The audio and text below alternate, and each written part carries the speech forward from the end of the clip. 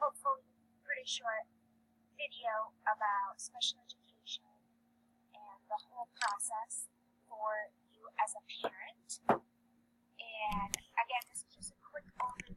There's so much that entails with special education. So if any of this doesn't make sense or you want a more detailed explanation, feel free to reach out to me and I will give you everything that I know. And if that's enough, I can point you in the right direction to which you even want.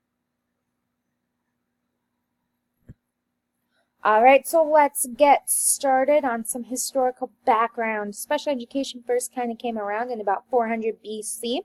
There was a man that decided to state that those that have disabilities it didn't come from supernatural forces. It came from a natural cause and a natural force. And so that was kind of a big pot stirrer back then, and nothing really came about too big until about 375 BC.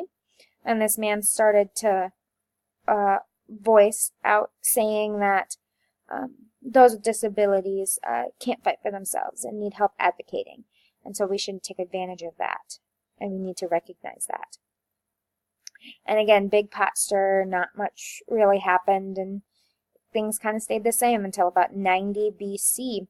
And then there was a gentleman that first started classifying mental illness, and that was a big stir. He tried to give names and descriptions to the different types of mental illnesses that he was receiving.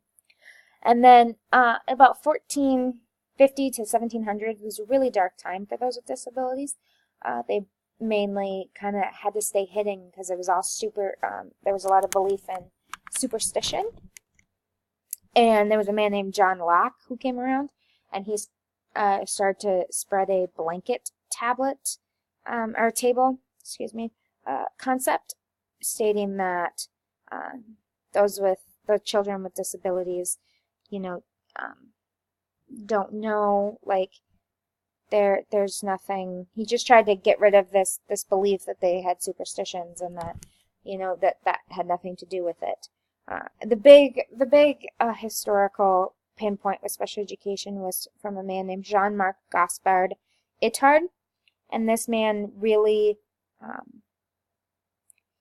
motivated people to start interacting, for lack of a better word, with those with disabilities.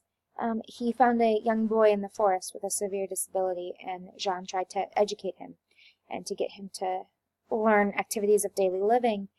And turns out this boy had severe enough disabilities that he was not capable of that.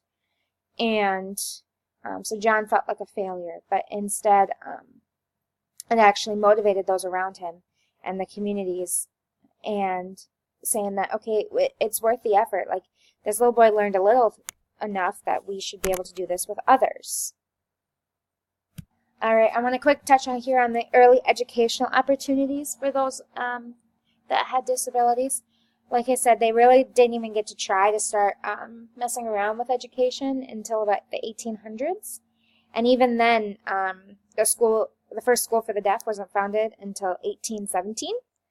And back then, people really just kind of stayed close to those that, and worked with those with learning disabilities, deafness, and blindness, and a combination of those three.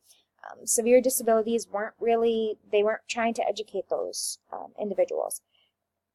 And in fact, most of those individuals ended up calling an asylum their home, and because no one really wanted to try to work with them. Our first school for the blind was Perkins School for the Blind, and that was the school that Helen Keller attended. And Helen Keller had this big success with being deaf and blind and being able to have an education and get educated. And that really motivated parents to try to do education with others, and with those that had more severe disabilities. And here comes the 20th century, and we have more people with severe disabilities being educated, but the education actually more turned into arts and crafts. And when that started to happen in the rooms, then it got named the Sunshine Rooms. And so that's what really started to make parents frustrated, because they could see that their child could have the capabilities of learning, but nobody was trying to learn with them. And so that's when we came about with community organizations. Like I said, completely parent-driven. Parents were the ones that focused on trying to get them created and spread the word about them. The first really big one is the Easter Seals. This was founded by a man who lost his son. He gave up his business and is now just in the business of providing resources to families with someone with a disability in whatever they may need. And just they provide resources and they're a help and a support. The next one is the Joseph Kennedy Jr. Foundation. Again, it's founded by the Kennedys. As you may or may not know, they had a daughter with a disability, and their big motto was with this JK Jr. Foundation here, is that those with disabilities can do the same thing that people with non-disabilities can do, except the people with disabilities might just need a little help getting there. And they might just need a little assistance. And so that's their big mantra, is trying to just get people more aware that, hey, look, this person with a disability can go shopping just like I can. So next we have the ARC, and this organization really just works a lot with legislative acts and laws, and as well as with Congress, and just trying to get them more aware about what those with disabilities and special education really need in terms of legislation and rights and acts and laws. And these last two are pretty big ones. The first one is Autism Speaks, and you may or may not have heard of this, but it's really just trying to get awareness out for autism. And it was founded by Bob and Suzanne Wright, whose granddaughter was diagnosed with autism. And so they're just really trying to put research towards finding a cure and prevention and just like awareness about it. They really big advocate April as Autism Awareness Month, and their big fundraiser is on April 2nd. It is Light It Up Blue. And again, these guys are doing things also year-round about just promoting autism and making people more aware. And the last one that's probably pretty common is Special Olympics. And this is an organization that works with people to get those with disabilities out athletically and lets them do sports. They can do track and field, and I know they do swimming and bowling, and I think they do archery. And so there's many, many things that athletic events that people with disabilities can partake in through Special Olympics, and there's many, many different branches. I know there's one in Madison as well as there's one in Sioux Falls. So there's many opportunities for people to be able to do Special Olympics even within South Dakota. And the last one I really want to talk to you about is South Dakota's local organization, Parent Connection. So here we have Parent Connection's website. It's sdparent.org. I will put the link on my website right underneath this video for you to find.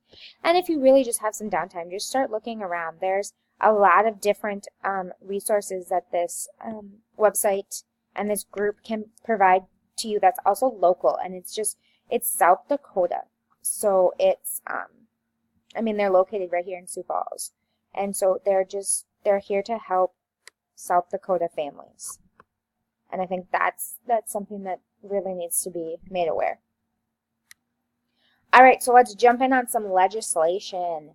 The first really big legislation for people with disabilities was the Vocational Rehabilitation Act of 1973, Section 504. And what this act really stated is that you cannot deny somebody access, you cannot deny them the benefits to, and you cannot refuse to let them participate in something that is public and open to the general public because they have a disability.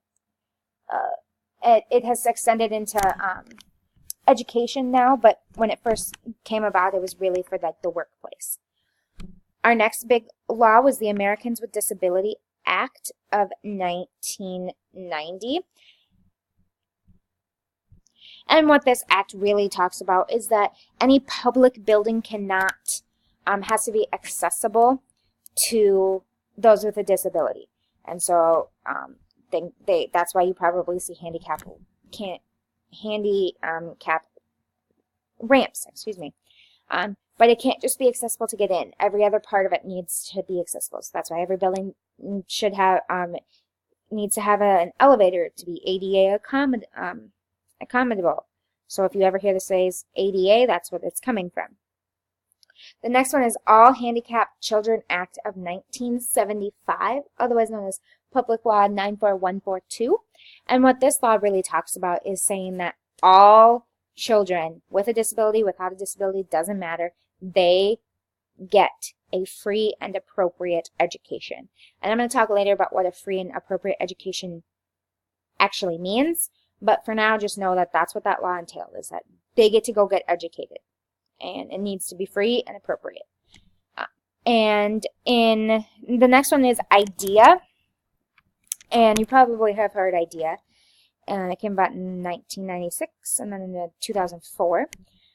IDEA stands for Individuals with Disabilities Education Act, and what this really talked about, what they really talked about, IDEA, was that nobody can be excluded from an educational program because of a disability.